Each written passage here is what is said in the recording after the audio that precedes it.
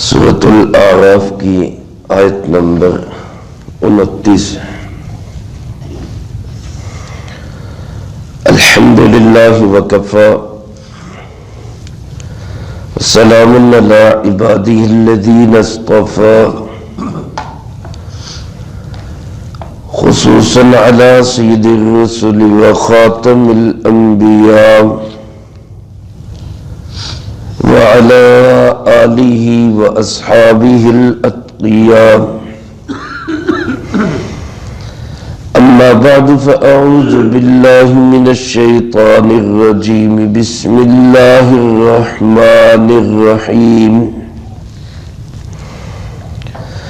قل امر ربی بالقسط وَأَقِيمُوا وُجُوهَكُمْ عِنْدَ كُلِّ مَسْجِدٍ وَادْعُوهُ مُخْلِصِينَ لَهُ الدِّينَ كَمَا بَدَأَكُمْ تَعُودُونَ.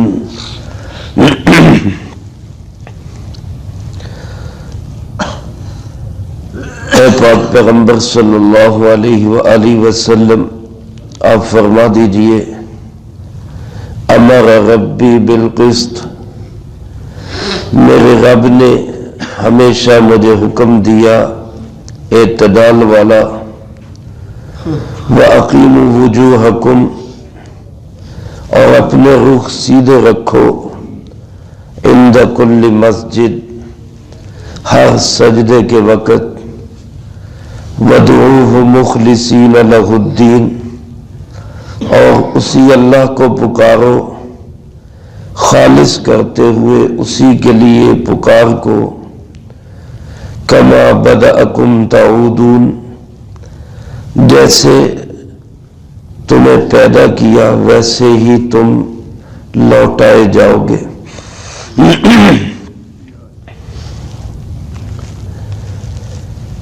اس آیت مبارکہ کے 4 جملے ہیں، اور چاروں جملے ہی بہت بڑا اپنے اندر ایک علم کا خزانہ رکھتے ہیں. اللہ پاک ہمیں قرآن پاک کا شوق اور شغف نصیب فرمائے.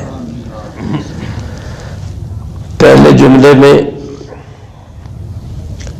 کافروں کی اس بات کی تردید ہے جو انہوں نے کہا تھا کہ بے حیائی کے کاموں کا ہمیں اللہ نے حکم دیا ہے. بیت اللہ کا ننگا طواف کرتے، بے حیائی بے شرمی کے کام کرتے، اور پھر کہتے کہ اس کا ہمیں اللہ نے حکم دیا. تو اس کی تردید کی کہ آپ فرما دیجئے کہ میرے رب نے ہمیشہ اعتدال والا، عدل والا، بہترین حکم دیا ہے. اس حکم سے مراد تکوینی حکم بھی ہے، تشریعی حکم بھی ہے. تکوینی حکم کا مطلب پوری کائنات کا جو نظام چل رہا ہے وہ سارے کا سارا نظام اعتدال پہ چل رہا ہے.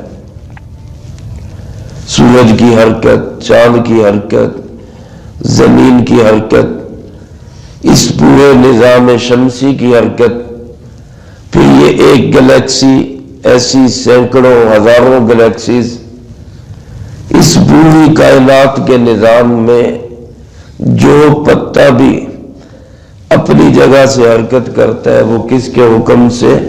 اللہ کے حکم سے.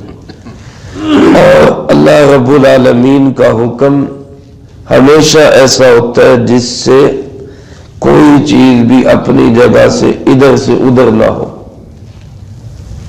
سورج ذرا سا زمین کے قریب ہو جائے تو زمین جل کر خاکستر ہو جائے. سورج ذرا سا اپنی منزل سے دوسری طرف ہو جائے تو زمین ٹھنڈ سے جم جائے. اس کو اس کی اعتدال والی حرکت میں رکھنے والا کون ہے؟ وہ اللہ رب العالمین ہے. یہ تکوینی نظام ہے. یہ ایک مثال میں نے دی، ورنہ پورے جہان میں دیکھ لے ایسی سینکڑوں، ہزاروں نہیں، لاکھوں مثالیں موجود ہیں کہ پوری کائنات کا نظام اعتدال پہ چل رہا ہے۔ اسی طرح ہمارے جسم کے اندر دیکھ لیں، اللہ پاک نے اس میں شوگر بھی رکھی ہے، اس میں بلڈ پریشر بھی رکھا ہے، اس میں معدے کی حرکت، گردے کا کام، ہر چیز ہے۔ اس کا اپنے مقام سے ہٹ جانا یہی بیماری ہے۔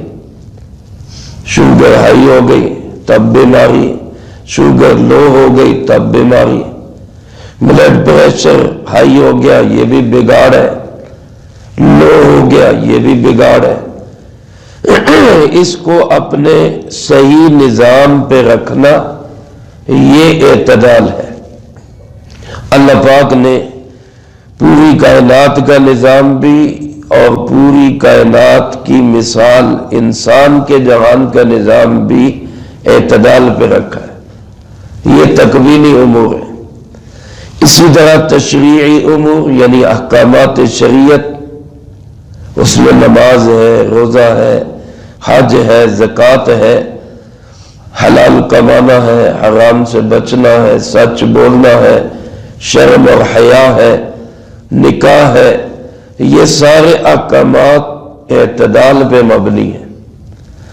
تو پہلے تو گویا کہ سمجھنے کے لیے یوں سمجھ لے کہ کمپنی کا تعارف ہو گیا کہ اللہ رب العالمین نے جو کائنات میں نظام بنایا وہ اعتدال والا ہے، اعتدال سے ہٹ کے نہیں۔ اس لیے کبھی بھی اللہ بے حیائی کا حکم نہیں دے سکتے۔ دوسری بات، دو حکم اس نے دیے اس آیت مبارکہ میں، دو جملے، اقیموا وجوہکم عند کل مسجد، ہر مسجد کے پاس اپنا رخ سیدھا کرو۔ مسجد سے مراد یہ مسجد بھی ہے جس میں ابھی ہم اللہ کی توفیق سے ہم سب بیٹھے ہوئے ہیں۔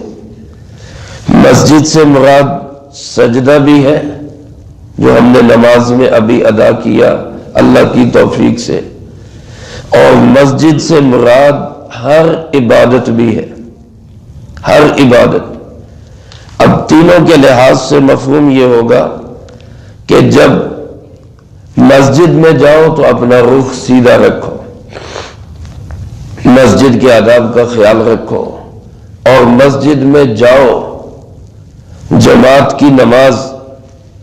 بعض مفسرین کرام رحمہم اللہ نے اس سے یہ مطلب اخذ کیا کہ اللہ پاک جماعت کی نماز کا حکم دے رہے ہیں، مسجد میں جا کے نماز پڑھو۔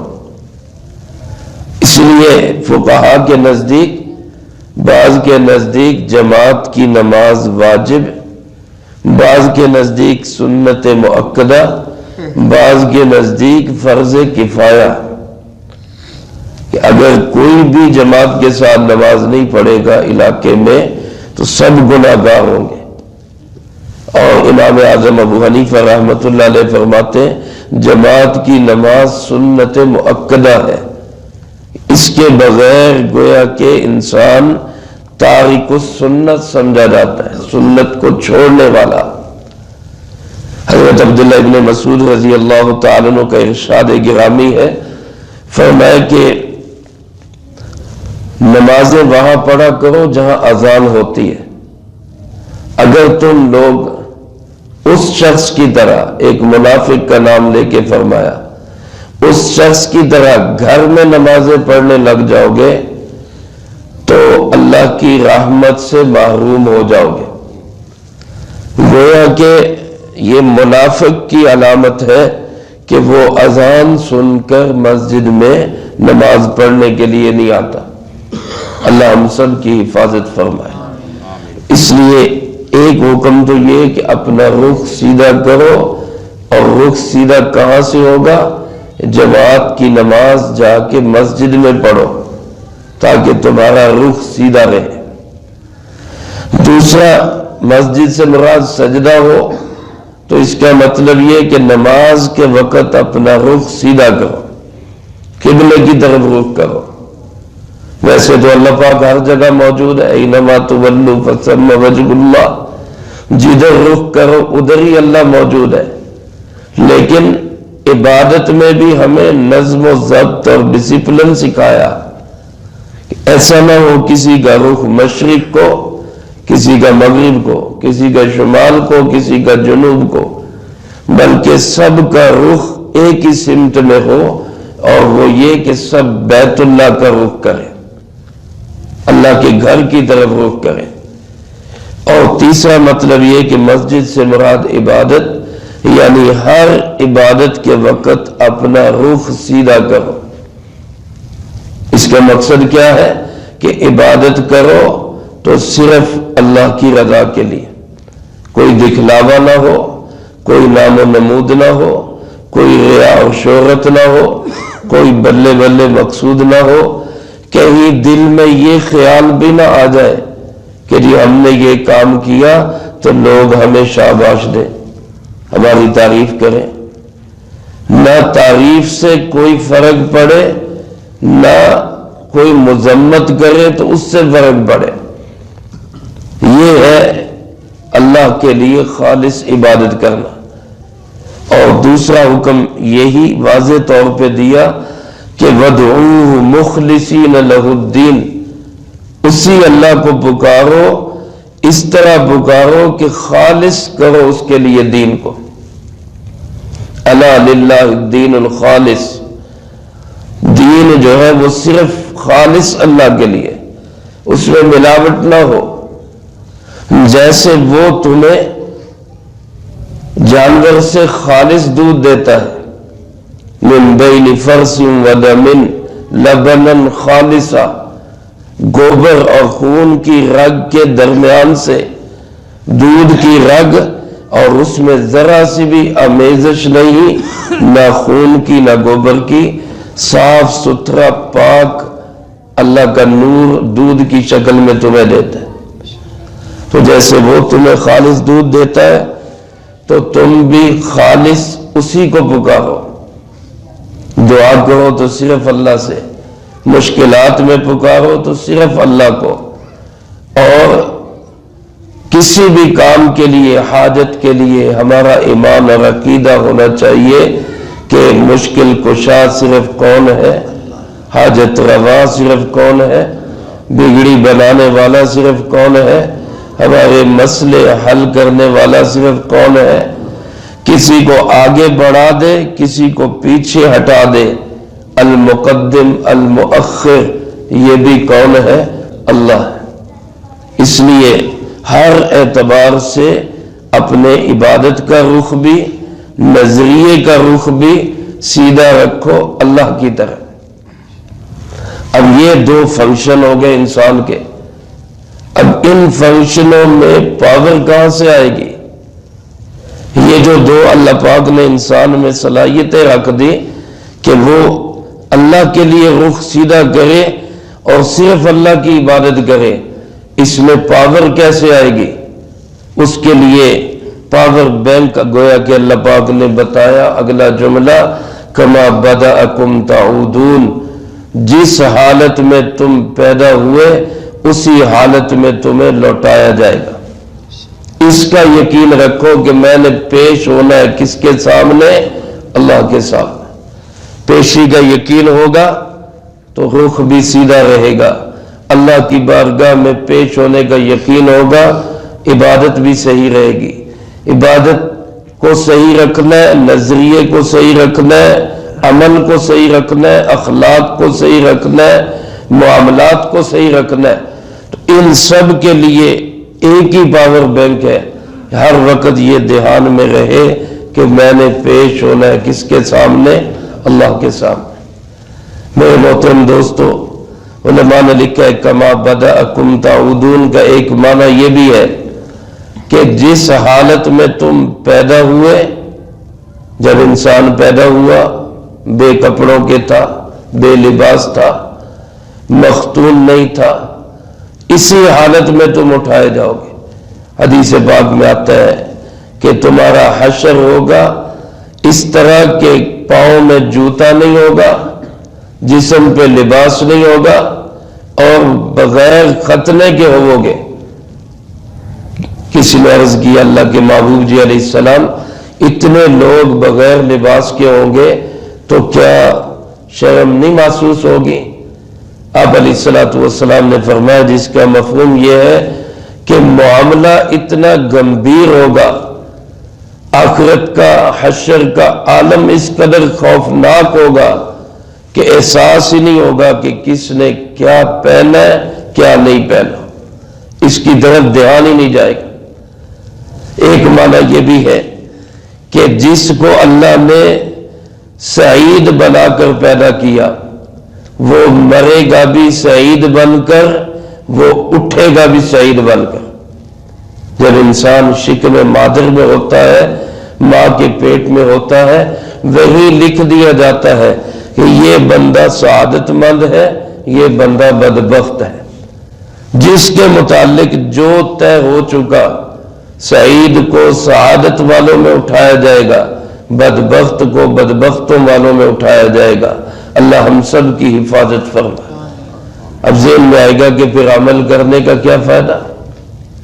صحابہ نے بھی یہی سوال کیا رسول اللہ صلی اللہ علیہ وسلم سے، تو آپ علیہ السلام نے فرمایا تم عمل کرتے رہو، اللہ نے جس کو سعید بنایا ہوگا اس کے لیے سعادت والے کام آسان ہو جائیں گے، جس کو بدبخت بنایا ہوگا اس کو بدبختی والے کام آسان لگیں گے۔ تو جو نیکی والے کام آسانی سے کر لیتا ہے اس کو حسن ظن رکھنا چاہیے کہ انشاءاللہ اللہ مجھے سعید لوگوں میں ہی شامل کرے گا۔ تو اس لیے نیکی والے اعمال زیادہ سے زیادہ کرتے رہنا چاہیے۔ جس حالت میں تمہیں پیدا کیا اسی حالت میں تمہیں آخرت میں اٹھایا جائے گا۔ اور قرآن پاک میں ایک حکم یہ بھی ہے کہ وَلَا تَمُوتُنَّ إِلَّا وَأَنْتُمْ مُسْلِمُونَ، تمہیں ہرگز موت نہ آئے مگر اسلام کی حالت میں، کیونکہ حدیث پاک میں آتا ہے انسان جس حالت پہ مرے گا قیامت کے دن اسی حالت میں اس کو اٹھایا جائے گا۔ پچھلے دنوں مدینہ منورہ میں یا مکہ مکرمہ میں کچھ جنازے ہو رہے تھے، مکہ مکرمہ میں حرم میں کچھ جنازے ہو رہے تھے، تو باقی جو میتیں تھیں ان کے چہرے ڈھکے ہوئے تھے، ایک میت کا چہرہ کھلا ہوا تھا، تو پتہ چلا کہ یہ بندہ حالت احرام میں فوت ہوا ہے۔ احرام کی حالت میں مرد کا سر اور چہرہ ننگا رکھا جاتا ہے، تو اس کا جنازہ بھی اسی طرح ہوا۔ کل قیامت کے دن وہ اسی طرح تلبیہ پڑھتے ہوئے رب کی بارگاہ میں پیش ہوگا۔ تو آپ نے فرمایا جس حالت میں موت آئے گی اسی حالت میں اٹھایا جائے گا۔ تو انسان کوشش کرتا رہے کہ میری زندگی میں ہر وقت اسلام والے اعمال رہے تاکہ میری موت بھی اسلام کی حالت میں آئے۔ اللہ ہم سب کو اسلام والی موت نصیب فرمائے۔ تو وہ اس آیت مبارکہ میں پہلے تو اللہ رب العالمین نے اپنا تعارف کروا دیا کہ اللہ نے کبھی بھی کوئی حکم بے اعتدالی والا نہیں دیا۔ دو فنکشن بتا دیے کہ یہ کام کرنے ہیں، عبادت کرنی ہے اور عبادت بھی صرف اللہ کی رضا کے لیے کرنی ہے، اور ان دونوں میں پاور ڈالنے کے لیے چوتھا جملہ بتا دیا ہر وقت یہ دھیان میں رکھو کہ میں نے رب کے حضور پیش ہونا ہے۔ انشاءاللہ زندگی آسانی سے گزر جائے گی۔ اللہ مجھے آپ کو سب کو اس آیت مبارکہ پہ اور تمام قرآن پاک کی آیات پہ عمل کرنے کی توفیق نصیب فرمائے اور دوسروں تک پہنچانے کی توفیق عطا۔ اللہم لک الحمد کما ینبغی لجلال وجہک وعظیم سلطانک، اللہم لا احصی ثناء علیک انت کما اثنیت علی نفسک، اللہم لک الحمد کما انت اہل فصلی علی محمد کما انت اہل وافعل بنا ما انت اہل فانک اہل التقوی واہل المغفرہ، اللہم وفقنا لما تحب وترضى من القول والعمل والفعل والهدي والنية إنك على كل شيء قدير. اللهم ربنا تقبل منا إنك أنت السميع العليم وتب علينا إنك أنت التواب الرحيم. صلى الله تعالى على خير خلقه محمد